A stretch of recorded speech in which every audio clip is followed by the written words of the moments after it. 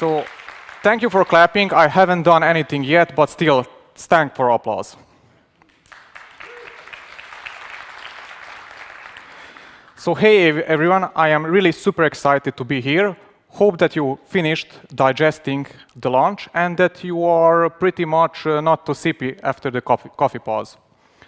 Okay, so let's explore together the wonders of augmented reality. So while I was deleting some slides just to fit this time frame, I really had a hard time to choose which examples to showcase. As the last few weeks, I had a chance to play around a bit with a new Apple device and to create an application for that. I was sure that I need to showcase this example. And here how it turned it out. So before we deep dive into technology behind the augmented reality, we will go over examples just to tickle your imagination. So like every tech innovation, augmented reality started in the army.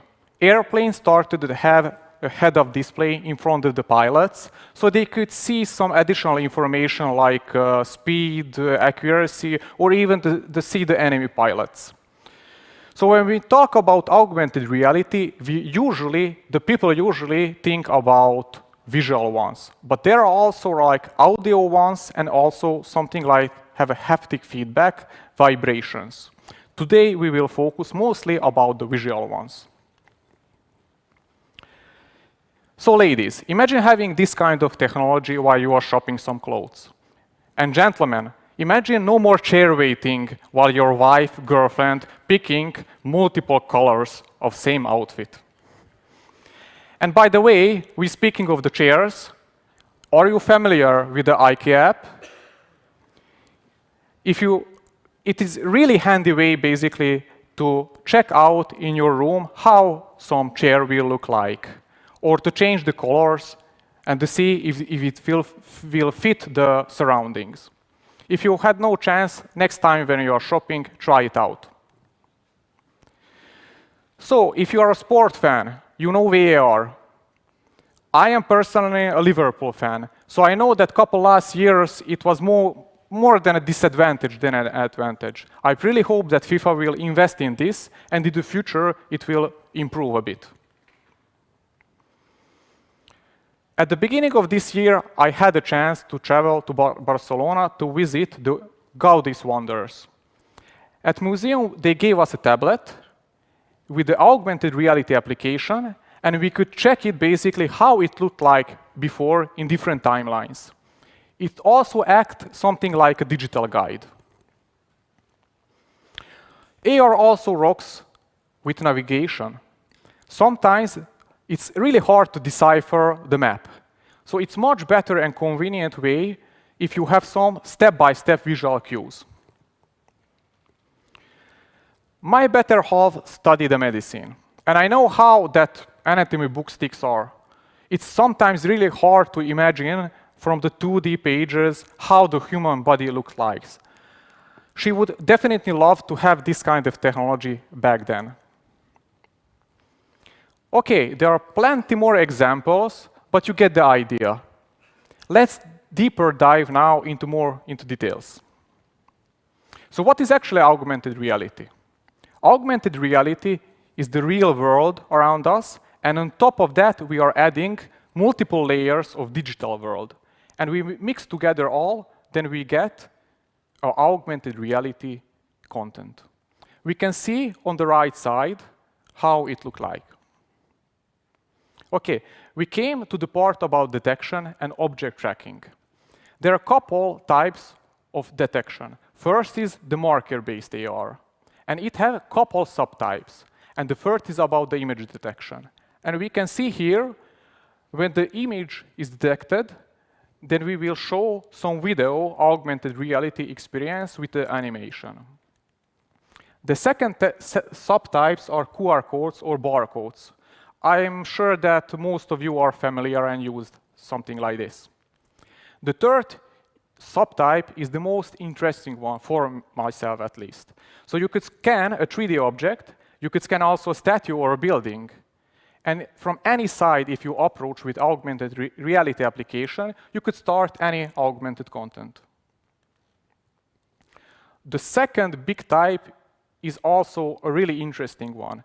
It is all about the location base, point clouds, and VPS. VPS stands for Visual Positioning System, and we will get back to this topic later a bit. The third is about the body detection. If you have some 3D model what have a skeleton and define some joints, so that skeleton could mimic your body, your movement, or you can animate it. And also, if you can see on the side, that small airplane, it could be relative to some joint, and it could also follow you. The fourth type is basically a face detection. Lots of social media apps, like Snapchat, have this kind of technology. And it could, let's say, change your makeup on the face or change the color of the hair. And now we came to the topic about the world tracking. To be able to track the world, we need first to follow the walls, the floor, or the tables, let's say. The planes could be horizontal and vertical ones. But how we can say what is the plane? Well, the plane is defined if on same surface you have multiple feature points. And imagine that points are like something like cracks, fractures, textures on the wall. And the camera can detect that even if you don't see it. If you can't imagine then that your kid drawn on the wall. That points and that lines, edges, could be also detected with your eyes. Just the camera can pick up more details. The anchors. So what are the anchors? The anchors are something like hooks on the wall. If you take some digital object and attach it to the wall, and even if you move the camera, it will stay at the same point. And behind this, there is something what called algorithm SLAM, and that is mean like simultaneous localization and mapping. It basically works as a real-time algorithm to scan your surrounding. It uses lots of sensors like LiDAR, GPS, accelerometer, gyroscope, depth cameras, and also lots of things is used. If you're a snowboarder like me, then you probably also use some kind of action camera, like a GoPro maybe. So if the camera is shaking, the video is still smooth. So that is used something like electronic image stabilization. That is the same is used also with the augmented reality. So of course, everything came from the nature.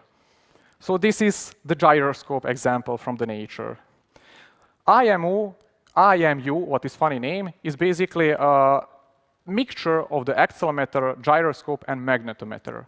So imagine how that works. So error accumulates over the time. If I close my eyes and start walking, I will peek a bit, walking to the end of the stage, then I will miss probably a couple meters. Of course, if the distance was bigger. Okay, and that is same with the accelerometer. The LiDAR. Who got at home something like this, a smart vacuum cleaner? Don't be shy. You can pick up the hands if you have home. Okay, half of the room. So most likely that have also a LiDAR sensor. It is scanning in the 2D world, the world around you, to map the rooms. And of course, my dog is not fan of it. LiDAR with the iPhone. Here is a visual representation how the machine is actually seeing our world and picking up that feature points one by one. So why Apple put LiDAR in their devices? On the other hand, Android are using mostly depth cameras. And why is that? Because Apple control all the devices. So from iPhone 12, the Pro and the Max versions have LiDAR. On the other hand, Android had an issue because they need to support lots of manufacturers. They need to support Samsung, Sony, and so. So they don't know what sensor they will use. The advantage of the LiDAR is basically that it's fast, it is accurate, it works in the dark also. If you have an iPhone Pro and you took a picture in portrait mode, then it's using exactly the LiDAR. And it makes really, really good photos, even in the dark, with the bad lighting condition, because LiDAR works and the autofocus is using that. On the other hand, Android is slower. So if you hit the button to take an image, it needs a couple seconds sometimes to pick up and to be able in the low light conditions. Fun fact, Android also used at the beginning a sound, like something like a sonar. So we gather all this information like accelerometer, gyroscope, point cloud, the depth camera information, and we put in our box. So basically, we are using here AI and also the machine learning. We just use that. If you have a question about machine learning, better to ask Radovan or Luca. So how that works in the augmented reality? On the left side, we can see without the AI. So the digital content is drifting a bit left and right, even when we cover the camera, of course. On the other hand, even when we cover the camera, the accelerometer and gyroscope on the right side are stabilizing, similar like the GoPro. Okay, so till now we talked mostly about the hardware part. Now let's talk more about the software. So IIS have three different kind of SDKs, frameworks. First is the Scene Kit. And Scene Kit is basically you have the biggest control, but the biggest responsibility. You need to define and configure everything alone. The second part is about the AR kit and reality kit. They are much easier for development because you don't need to configure everything. You are getting for free like shadows casting, lighting, even the spatial audio. So everything you are getting free. And sorry for my nice design here. On the other hand, AR Core. AR Core is the Android framework. And it's really a fun fact that AR Core also could be used on the iOS. Even Google sometimes showcase their examples on the AR Core. And for me, the most interesting things is about the geospatial, because all the rest are similar like on iOS, but Google is focusing more for the services. So lately, the object classification advanced really fast. I believe that Tesla influenced a bit for this advancement. And on the right side of the video, you can see that AR Core could distinguish like buildings, trees, the street, and even the sidewalk. Of course, to not get exactly biased, we also tried additional frameworks, and this is the TensorFlow. So this is a general purpose one, so you just need to download the model, and it could detect anything. I think that Luca mentioned that this is something like named static one. I did not know that terminology before. The next thing is all about specialized model. So here you are training your model, just detecting the wheel or some traffic sign. Even you can detect some text and to create own translator. Google this year released lots of APIs, and this is one of them. It recognizes and creates bounding boxes around the buildings. It's not fully functional yet, but Google slowly adding new and new areas. So we came to the point what I think that is really, really underrated. And that is the VPS. So VPS, again, stands for Visual Positioning System. So Google scanned the surrounding of the streets for more than 15 years. And in that process, they managed to gather a big point cloud database. Apple did the same a bit later, but they was focusing the USA and also a couple bigger cities like London, Paris, Tokyo, I think Amsterdam also. But if you was thinking, okay, but if they are scanned the streets, what about the people walking on the streets or cars or even the trees? Well, basically, Google have an algorithm to filter out them. But what if the street is changing, the building facade? Well, don't worry. You just need a couple feature points to detect, and basically VPS working with that. Only issue is when really, really lot of changes are in the street, then Google needs to scan it again. That is some edge cases. So do you remember the story from the beginning when I said that I traveled to Barcelona? So basically, we get lost because the street was really crowded and we could not find Casa Batlló, what was our landmark goal. I have opened the Google Maps and the blue dot was just jumping around. Do you have the same experience maybe? So GPS not best in the urban areas. If you have tall buildings around, then the signal is bouncing and you will not get accurate position nor orientation. At that time, I really did not know about the VPS. So how VPS helping us? We need to point our phone to some building and to scan and find couple feature points. That feature points are sent to the Google and Google will try to match. And if the match is found, then you know exactly where you are. Even the position, the orientation, and also the altitude. Downside is that VPS need internet connection.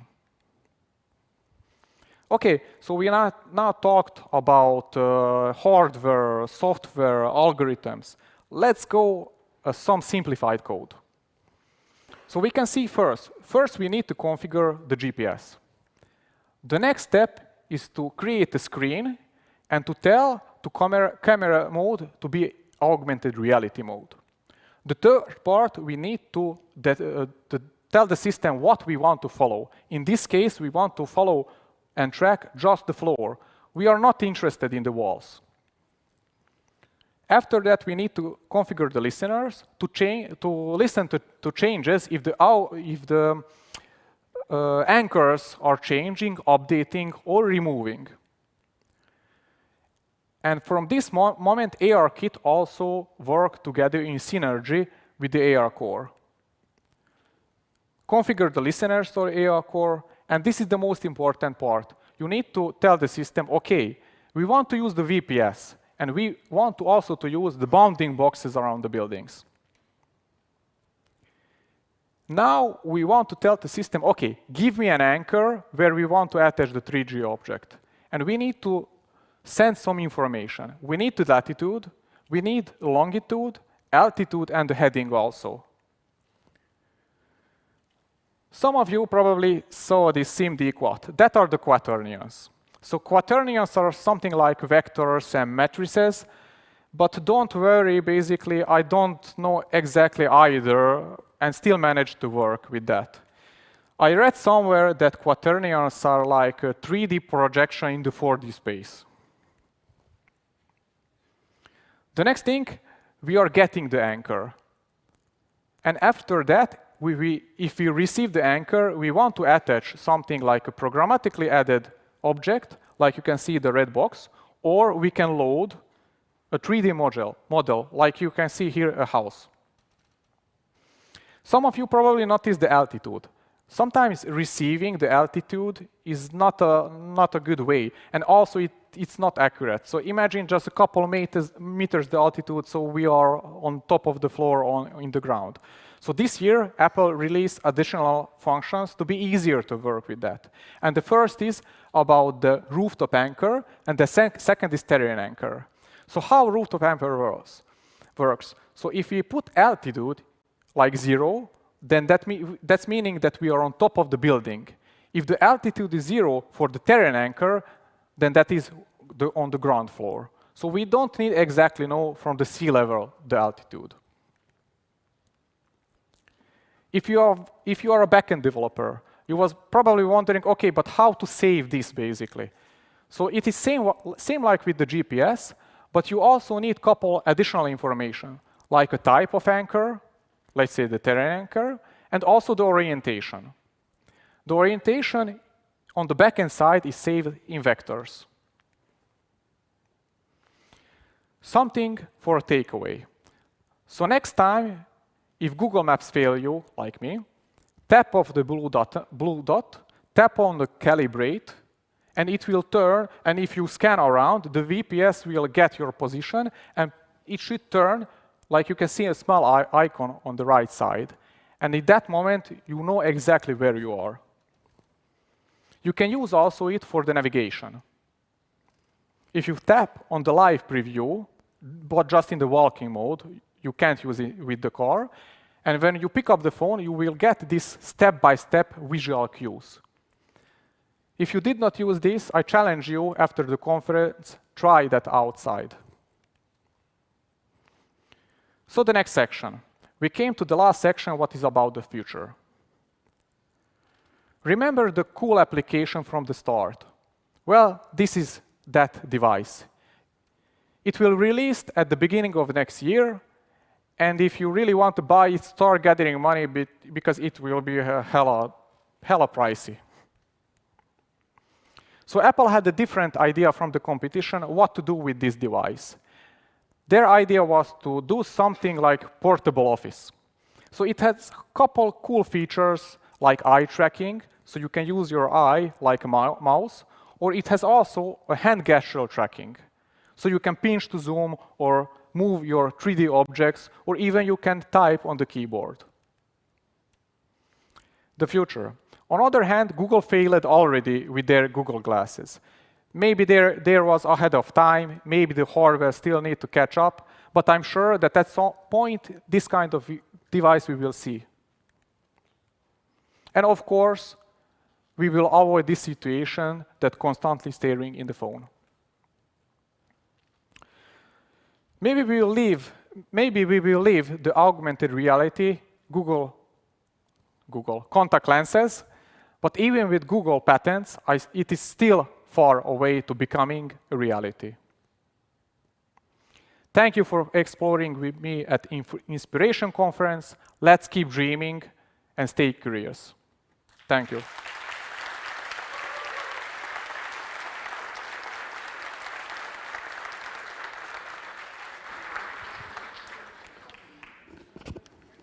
All right. Sounded like they liked it. Hopefully. So, of course, a few questions. What are your thoughts about future success of Apple Vision Pro platform? Good question. I have no idea, basically, but I think that they invested lots of money in it, and as I heard, more than 10 years it is in development. So if we consider that they have eye tracking, hand gestures, what nobody has in this precise, even if it is really, really pricey, I think that at some point, maybe it will get cheaper, like with iPhone, same. And designers probably will start using it. It is for creative people. Thanks. And another question from the audience. Are there some regulatives for AR development in terms of psychological effects that it has on people?